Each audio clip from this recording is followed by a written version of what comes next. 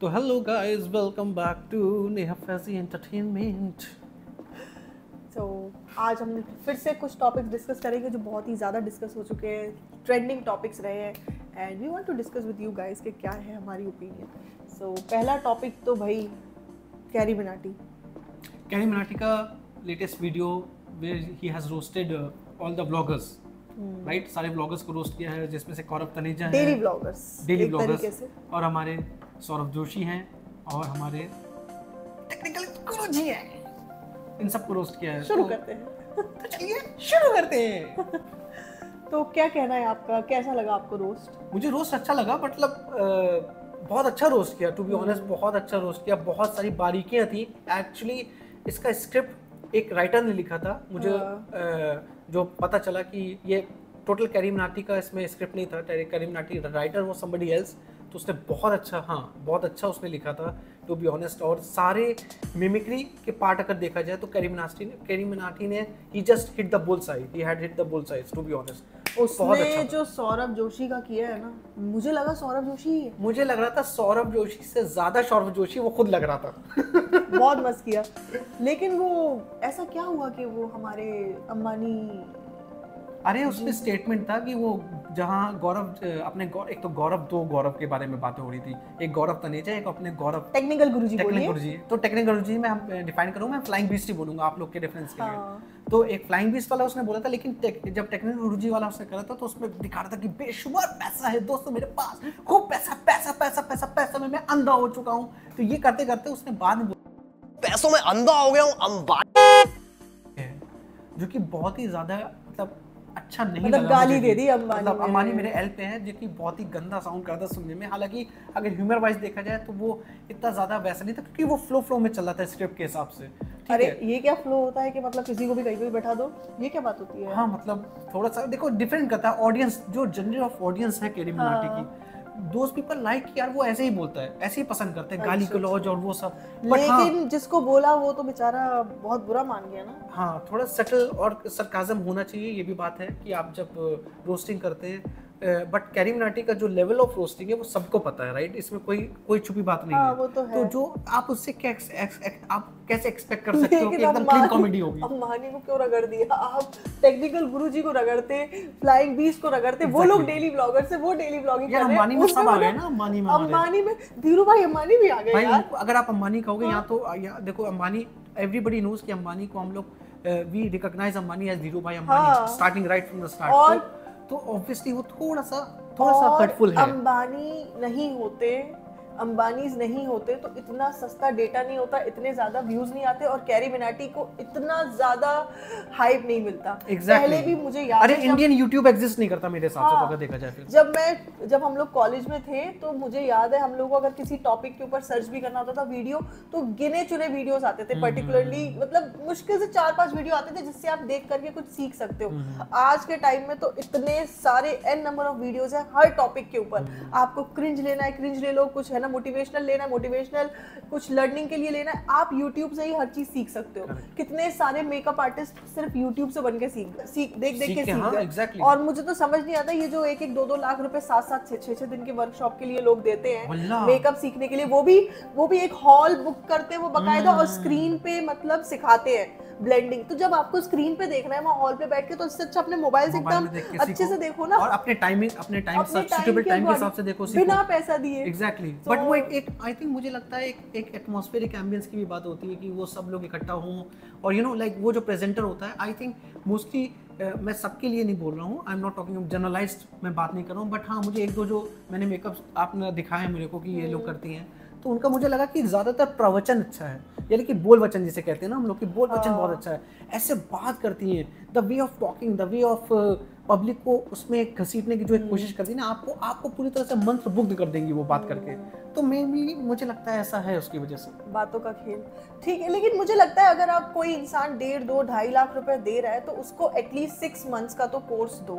It's not like कि 7 days 10 days 20 days की workshop देके, हाँ मतलब ये लिटरली स्कैम है एक तरीके से, और जो लोग ले रहे हैं मुझे नहीं पता वो क्यों अपना पैसा बर्बाद कर रहे हैं। बाकी बात रही कि अंबानी साहब को, हमारे जो ग्रेट लीडर्स हैं, एक कंट्री के लीडर्स की बात हो रही है, राइट? अंबानी साहब का उन्होंने मतलब एक तरह से गलत वे में पोर्ट्रे हुआ वो चीज गलत। यू नो उसको मैं भी कह गया कि तू अपने आप को अंबानी समझता है, ऐसे भी बोल सकते थे। मतलब ये भी अब देखो चलता। बात वही हो रही है कि दोनों तरफ बैलेंस करना मुश्किल है, क्योंकि द वे उनकी ऑडियंस उसको देखना चाहती है, बुलवाना चाहती है, वो वैसे ही बोलता है। देख लीजिए हमारे अदानी साहब को कितने करोड़ों का जो है मतलब ड्रग स्मगल, सॉरी मतलब नहीं अरे हाँ मतलब हटा दीजिए, हमारे विजय माल्या साहब जिन्होंने भर भर के कितने लोगों को दारू पिलाई है, कितने लोगों को किंगफिशर का खेल सुनाया है, वो जो है वो भी सॉरी नहीं आप मत लौटिए ऐसे करके। मैं किंगफिशर के कैलेंडर नहीं इट्स ओके कोई कैलेंडर की बात नहीं हो रही कैलेंडर गर्ल्स। तो किंगफिशर की बात मतलब हम बात कर रहे हैं हमारे, ये देखिए ऐसे लीडर्स हैं जो भाग चुके हैं। हमारे नीरव मोदी साहब जिन्होंने डायमंड लगा के खुद डायमंड लेके निकल गए, भारत के ही हमारे कितने डायमंड उठा के भाग गए। तो ऐसे लीडर्स के रोस्ट करो तो बनता है। अंबानी साहब को नहीं, जो कि भारत में रह के कितने लोगों को रोजगार दे रखा है, कितने लोग उनके एम्प्लॉय हैं, कितने लोगों का घर चल रहा है। बिकॉज आप कभी ना कभी सब देखोगे ना कि हाँ एटलीस्ट वो इकोनॉमी को सपोर्ट कर रहे हैं। बिल्कुल, बहुत ज्यादा लेके भागे नहीं ये चीजें, नहीं। अरे उनकी वजह से बहुत ज्यादा डेवलपमेंट हुआ है, और उनकी वजह से दुनिया में जो टॉप रिचेस्ट लोग होते हैं उसमें से he is one of them. और आप हमें जो देख रहे हैं ना 2.5 GB पर डे फ्री, वो भी इसमें उनका भी योगदान बहुत है। सारे, यही सीधी सी बात है, बहुत सारे लोग YouTube में वीडियोस बना रहे हैं, वीडियोस देख रहे हैं, हम लोगों को भी जितने लोग देख रहे हैं, बहुत सारे लोग जियो का डेटा यूज कर रहे हैं, तो बनता है। और इतना सस्ता डेटा उन्होंने दिया है ना, मेरे ख्याल से कोई दे ही नहीं सकता। उनकी वजह से और सेल्युलर सर्विसेज और ज्यादा सर्विस प्रोवाइडर्स को अपने रेट्स कम करने पड़े। आप मार्क डाउन करो कि इंडियन YouTube की हिस्ट्री, हाँ, अगर एक ग्राफ अगर आप करोगे तो जो ट्रेंड स्टार्ट हुआ है ना एक्सपोनेंशियल, वो इसी वजह से हुआ था जब जियो ने कदम रखा था मार्केट में। बिल्कुल। एंड एयरटेल और वोडाफोन और बाकी सब डिफरेंट ऑपरेटर्स, आई थिंक उस टाइम एयरसेल चलता था, टाटा निकॉन भी थे, बहुत सारे थे। बट एक प्रॉब्लम ये थी कि बहुत महंगा डेटा था। हम लोग, आप लोग याद करते थे, हम लोग व्हाट्सएप भी चलाते थे तो खोल के रिप्लाई करके वापस व्हाट्सएप को बंद कर देते थे। साइबर कैफे पे जाना पड़ता था, किसी को रिजल्ट देखना है, किसी को कोई चीज के बारे में सर्च करना है, तो साइबर कैफे पे जाना पड़ता था, जिसके 20 पता नहीं कितने रुपीस लगते थे पर आवर के हिसाब से। और भले ही आप 5 मिनट का रिजल्ट निकालो, लेकिन आपको आधे घंटे का पैसा देना पड़ता था, उसका पैसा लगता था। तो अभी तो हम अंबानीज की वजह से इतना ज्यादा आपको आसानी है, हर चीज जो इंसान उसको कंस्ट्रक्टिवली यूज करना चाहता है वो भी कर सकता है, जिसको टाइम पास करना है वो भी कर सकता है, जिसको एंटरटेनमेंट चाहिए, मतलब जिस आपके पास अगर फोन है तो आप सरवाइव कर सकते हो अपने दम पे, आपको किसी की जरूरत नहीं है। गूगल मैप यूज करते हो, राइट? हर कदम पे आपको व्हाट्सएप यूज करना पड़ता है, आपको एक छोटी सी पिन भी मंगवानी है बाहर से तो वो भी आती है, उसके लिए आपको दूसरे बंदे को आपको अपना व्हाट्सएप लोकेशन देना पड़ता है। इवन दो आप लाइव लोकेशन भी शेयर करते हो कभी कभी कि मैं यहाँ ट्रैवल कर रहा हूँ भाई, मैं इतनी देर में यहाँ पहुँच जाऊँगा, वो पर्सन आपको, ये सब चीज़ें पॉसिबल हैं सिर्फ लोकल डेटा की वजह से एंड मोबाइल। तो ये प्रॉब्लम अगर आप देखोगे बहुत बड़ी रेक्टिफिकेशन करी है, और बाहर की कंट्रीज में तो और भी ज्यादा महंगा है। हम लोग जहाँ हम लोग रहते हैं कतर में, तो हमारा अगर टोटल देखा जाए वाईफाई का और फोन का डेटा हर चीज मिला के तो अबव 1000 रियाल पड़ता है, जो कि इंडिया के हिसाब से 22,000 है। दैट इज मतलब पर मंथ, बहुत ज्यादा है पर मंथ। करेक्ट। सो इससे मतलब 1/20 अमाउंट में तो इंडिया में आपको वही सेम सर्विसेज मिल रही है जो हमें यहाँ मिल रही है। और आप लिटरली यकीन नहीं मानेंगे, यहाँ पे अगर आप धोखे से वाईफाई डिस्कनेक्ट करके आपने डेटा लगा दिया उड़ जाता है, तो 20 GB डेटा मुश्किल से 2 घंटे में निकल जाता है।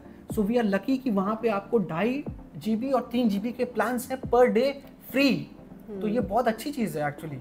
तो मतलब आप हर चीज़ देख सकते हो और आप काफी चीजें यूटिलाइज भी कर सकते हो अच्छी चीजों में भी अगर देखें, not only YouTube, Facebook and Instagram. So according to us Carry Minati को माफी मांगनी चाहिए, पर्टिकुलरली इस स्टेटमेंट के लिए कि उसने अंबानीज मेरे ऐसा करके बहुत गंदा स्टेटमेंट दिया, तो सिर्फ वो गलत है उसका। बाकी उसने रोस्ट किया, बाकी उसने जो किया वो सब बहुत फनी वे में था, इंटरेस्टिंग था और बहुत ही मजा भी सब लोगों को आया है अच्छे से। तो वो और थोड़ा सा ज्यादा हो गया। आजकल जो ट्रेंडिंग एक और है, जो सीमा और सचिन की प्रेम कहानी की गाथा जो न्यूज़ चैनलों ने खड़ी कर रखी है, आई थिंक सारी चीज़ें, बहुत सारी चीज़ें इन्होंने डाइवर्ट करने के लिए कर रहे हैं। सच में कोई नहीं दिखाना चाह रहा है कि एक्चुअली हमारे हिंदुस्तान में क्या चल रहा है। न्यूज़ चैनल्स ने ये दिखाना बंद कर दिया है। एक चैनल ट्रेंडिंग न्यूज़ को पकड़ लेते हैं और आप लोग का ध्यान भटकाते हैं। आप लोग प्लीज़ ज़रूर देखो कि हमारे भारत में एक्चुअली प्रॉब्लम्स क्या चल रही हैं, कहाँ पे लोग सफ़र कर रहे हैं, कहाँ पे प्रॉब्लम चल रही हैं। अब लोग हमें जो ज्ञान देंगे कि आप भारत में नहीं हो, हाँ हम नहीं हैं भारत में, बट कहीं ना कहीं कंसर्न तो ये हमें अल्टीमेटली जाना तो वापस भारत में ही है। बिल्कुल, और हमारी right? फैमिलीज तो भारत में ही है। एग्जैक्टली तो हाँ। हमारे लिए भी कंसर्न का मैटर है। हम अपनी रोजी रोटी के लिए डेफिनेटली यहाँ पे हैं, बट द बिल्कुल। पॉइंट इज वन वे और the other they ultimately we have to go back to India. और एनआरआईज का जो भी पैसा होता है उससे इंडिया में फायदा ही होता है। We are giving something, we are not Exactly. Taking away anything from India. NRIs का जो भी बैंक बैलेंस होता है वो इंडिया में है, हम लोग यहाँ पे नहीं रखते कुछ भी। हर चीज इंडिया में होती है।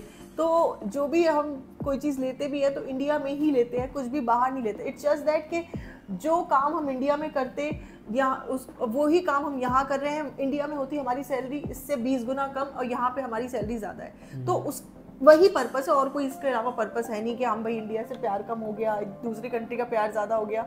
जहाँ आप काम करने के लिए हो वहाँ पे आप काम करो बस। करेक्ट, बट यही बात है कि आप ये सचिन बारिश हो रही है, कहाँ पे बाढ़ आ गई है, ठीक है, आप न्यूज़ चैनल्स को देखो, आप वॉच करो कि एक्चुअली प्रॉब्लम्स क्या चल रही है। आप लोग हम कहाँ इशारा करने की कोशिश कर रहे हैं, प्लीज़ आप उस पर ध्यान जरूर दीजिए, क्योंकि as a citizen, as a resident of India, हम लोग को सबको देखना है कि हमारी प्रॉब्लम्स की जड़ कहाँ पे हो रही है और उसको क्यों चीज़ें वो छुपाई जा रही हैं, क्यों मेन स्ट्रीम मीडिया उन चीज़ों को दिखाता नहीं है और इंस्टेड आप सबको सचिन और सीमा की फालतू की लव स्टोरी में उलझाया पड़ा कि वो पाकिस्तान से आ गई, वो स्पाई है, वो एजेंट है, वो रॉक एजेंट है। Nobody gives a care about that thing, to be honest. आप लोग देखो कि असली प्रॉब्लम क्या चल रही है, वो आइडेंटिफाई करना हमारे लिए, आप सबके लिए बहुत ज़रूरी है। तो ये एक मैसेज बस हम लोग को अपनी साइड से देना है। और वो 4 बच्चों की अम्मा 4 बच्चों के साथ में सचिन के लिए आ गई तो वो किसी और के लिए भी जा सकती है। वो धीरे धीरे चाइना से अमेरिका, अमेरिका से ऑस्ट्रेलिया, वो कहीं भी जा सकती है। भारत के लिए, ये हमारे लिए जबरदस्ती फालतू की चीज को।